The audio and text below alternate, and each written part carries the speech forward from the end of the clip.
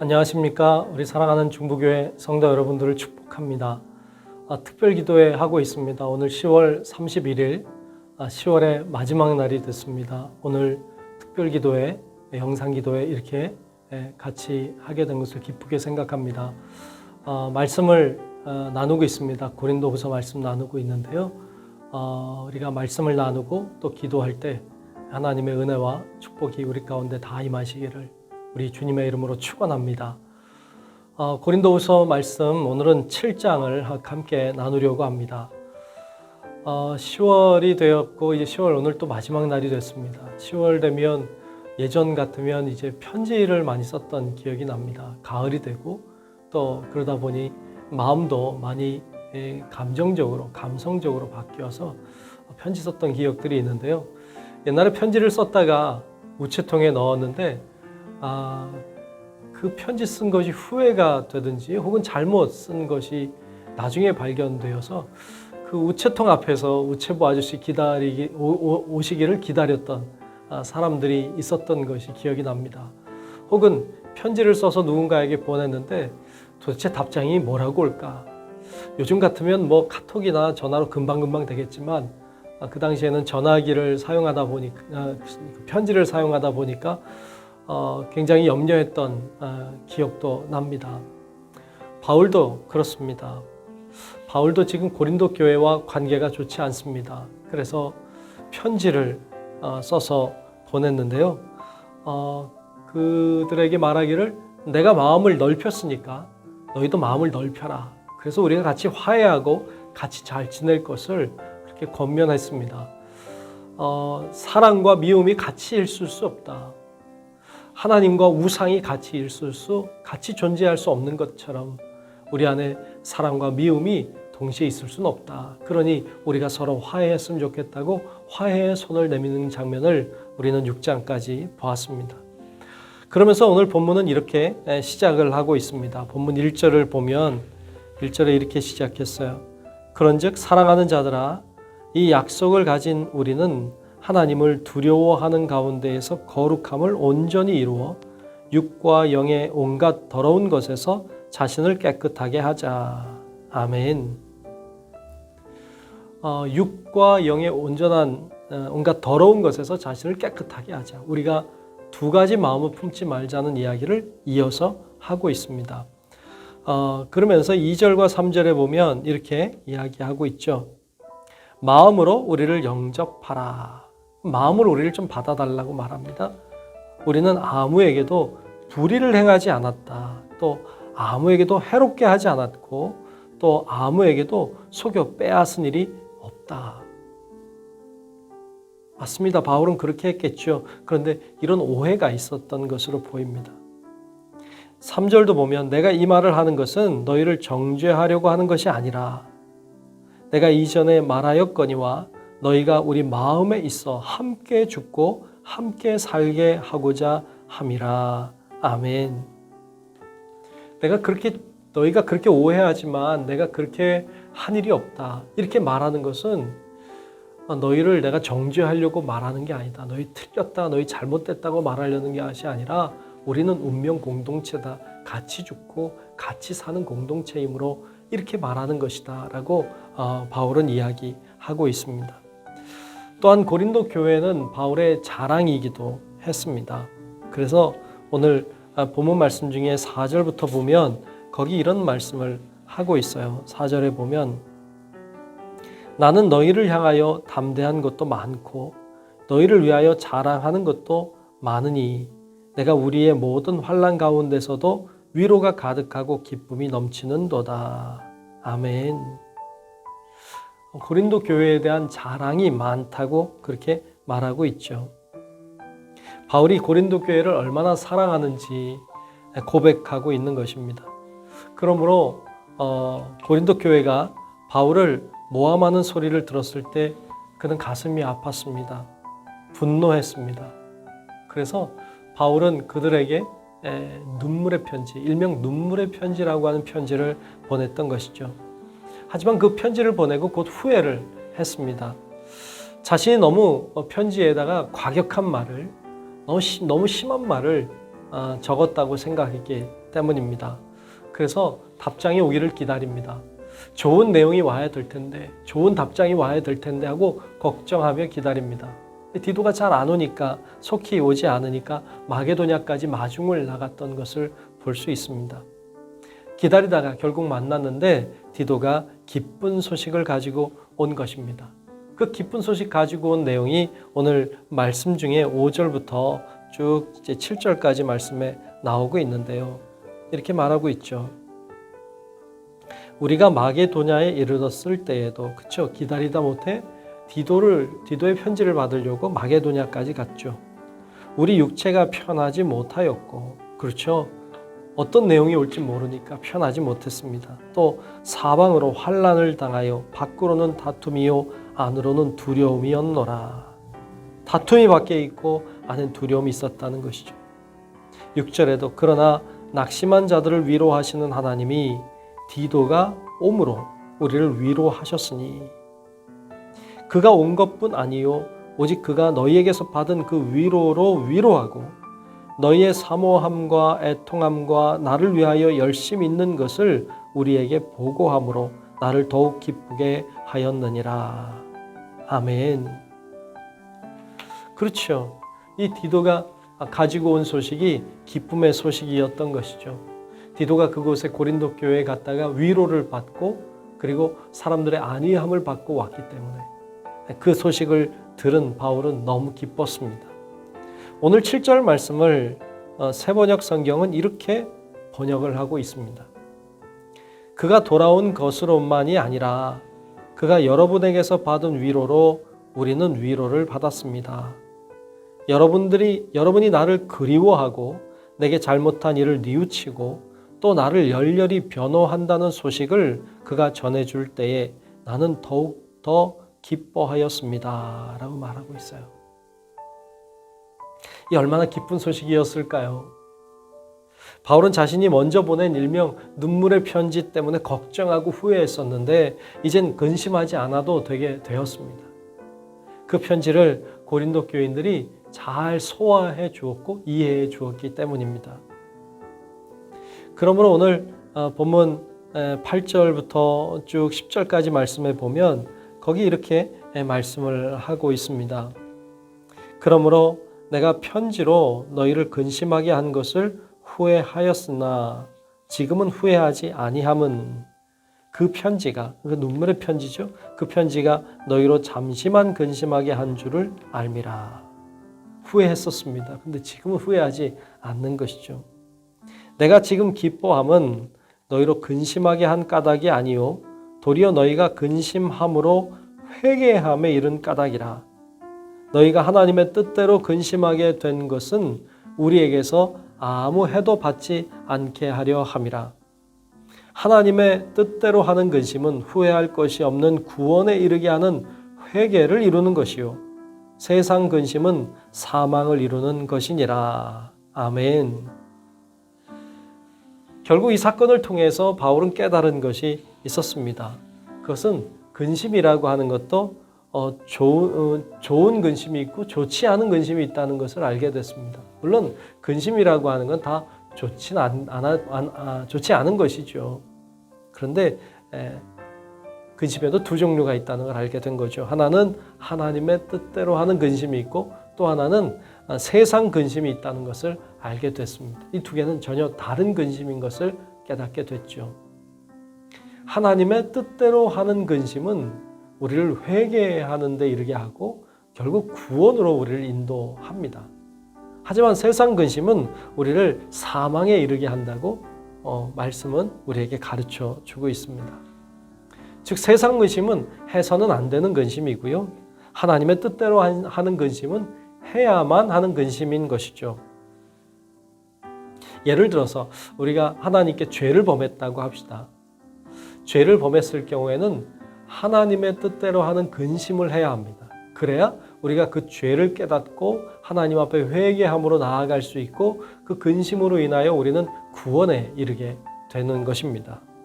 그래서 이 하나님의 뜻대로 하는 근심은 해야만 하는 근심인 것이죠. 하지만 우리가 하는 대부분의 근심은, 아마 여러분들이 하는 대부분의 근심은 하나님의 뜻대로 하는 근심이기보다는 세상 근심이 많을 겁니다. 무엇을 먹을까? 무엇을 입을까? 우리가 근심하는 내용들 대부분은 그런 세상적인 근심인 것이죠. 우리의 근심을 좀 바꾸면 좋을 것 같습니다. 우리의 근심이 세상 근심에서 벗어나서 하나님의 뜻대로 하는 근심으로 나아갈 수 있기를 우리 주님의 이름으로 축복합니다.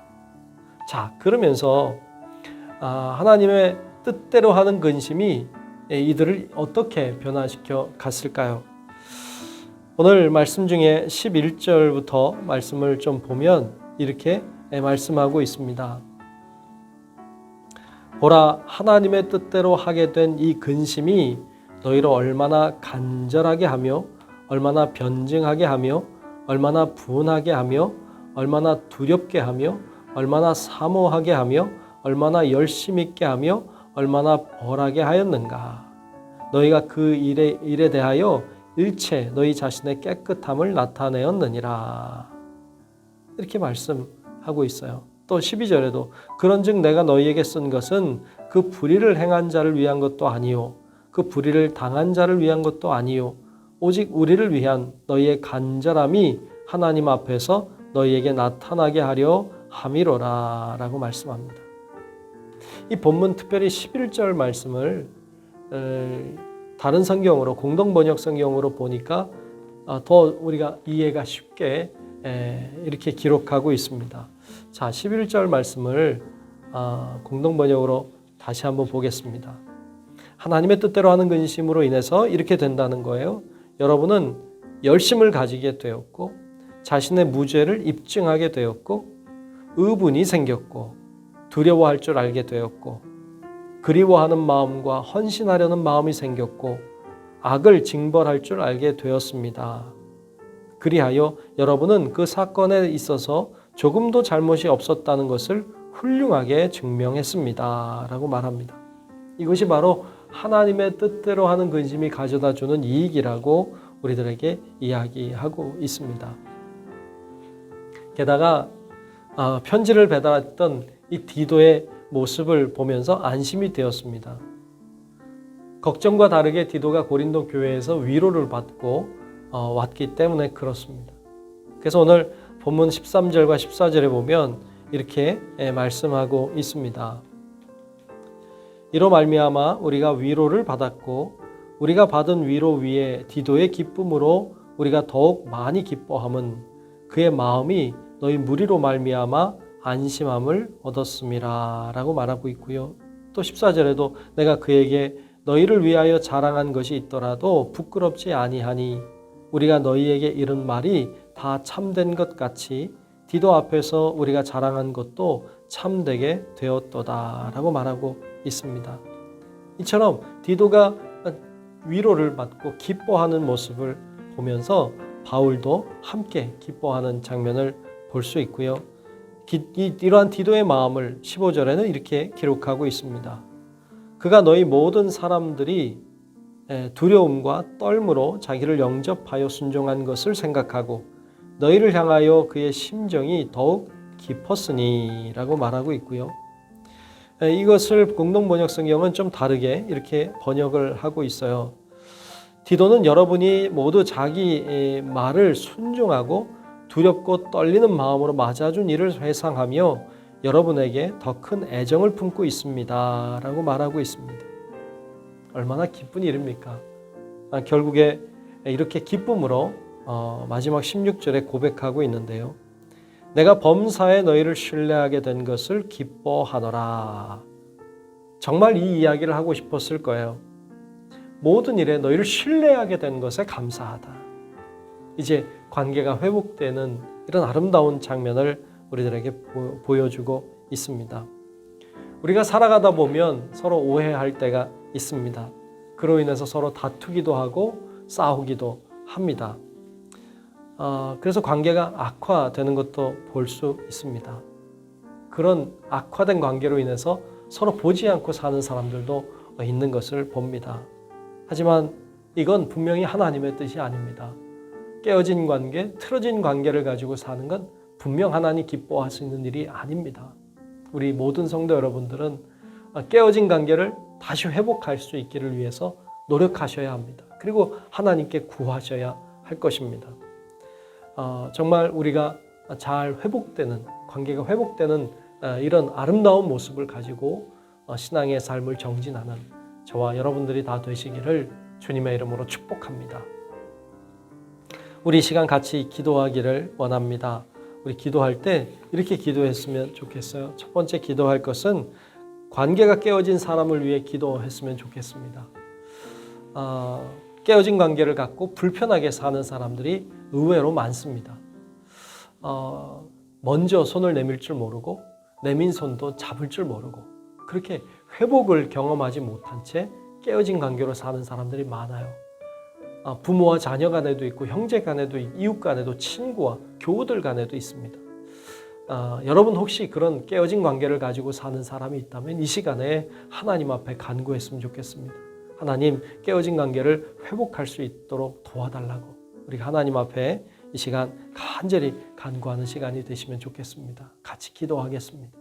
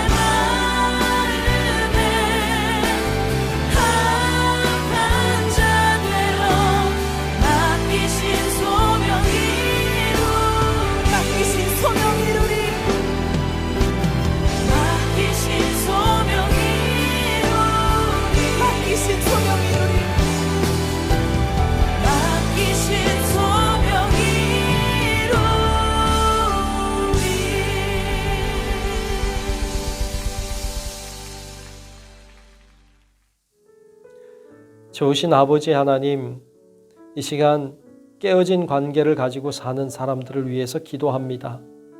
어떤 사연인지 알 수 없지만 우리가 서로 관계가 틀어져서 서로 미워하고 서로 보지 아니하고 그렇게 살아가는 우리들의 모습을 주여 용서해 주시고 먼저 손을 내밀 수 있는 용기를 주시고 또 내민 손을 잡을 수 있는 아량을 허락해 주셔서 우리 모두가 하나 되어서 화해함으로 하나님께 영광 돌리며 살아가는 저희들이 될 수 있게 하나님 인도하여 주시옵소서. 예수님 이름으로 간절히 기도하옵나이다. 아멘. 두 번째 기도할 제목은요, 세상 근심이 아닌 하나님의 뜻대로 하는 근심을 하게 하옵소서 하고 기도하기를 원합니다. 세상적이고 세속적인 무엇을 먹을까, 무엇을 입을까, 이런 근심도 물론 우리들에게 필요하지만 그러나 우리가 정말로 근심해야 되는 것은 하나님의 뜻대로 하는 근심일 것입니다. 우리가 하나님 앞에 하나님의 뜻대로 살지 못한 것을 놓고 근심하는, 하나님의 뜻에 순종하지 못한 것을 가지고 근심하는 그런 영적인 근심이 필요할 것입니다. 우리 이 시간 같이 하나님, 제가 세상 근심이 아니라 하나님의 뜻대로 하는 근심을 하며 살게 하옵소서 하고 우리 같이 힘 모아서 기도하겠습니다.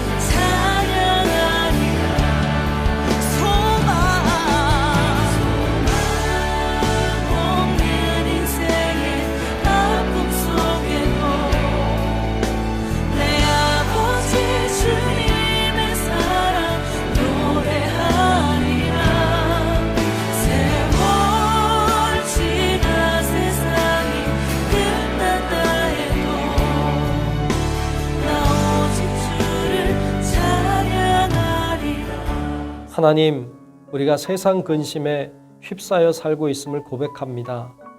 세상 근심 내려놓게 하시고 오직 하나님의 뜻대로 하지 못한 것을 근심하며 하나님 앞에 회개함으로 나아가 결국 구원함에 이르는 우리 모든 성도들 되게 하여 주시옵소서. 예수님 이름으로 간절히 기도하옵나이다. 아멘. 한 번 더 위해서 기도하겠습니다. 이 시간 우리 기도할 때는 교회를 든든히 세워 주옵소서 하고 기도하기를 원합니다. 이 땅에 수많은 교회들이 존재하고 있습니다. 그런데 코로나로 인해서 참 많은 어려움을 겪고 있습니다. 건강하지 못한 교회들도 많이 있는 것을 봅니다. 이 땅의 교회들을 위해서 우리가 근심하며 기도했으면 좋겠습니다. 이 땅의 교회들을 건강하게 세워주시고 교회가 교회된 사명을 잘 감당하게 해달라고 우리 이 시간 같이 마음 모아 기도하겠습니다.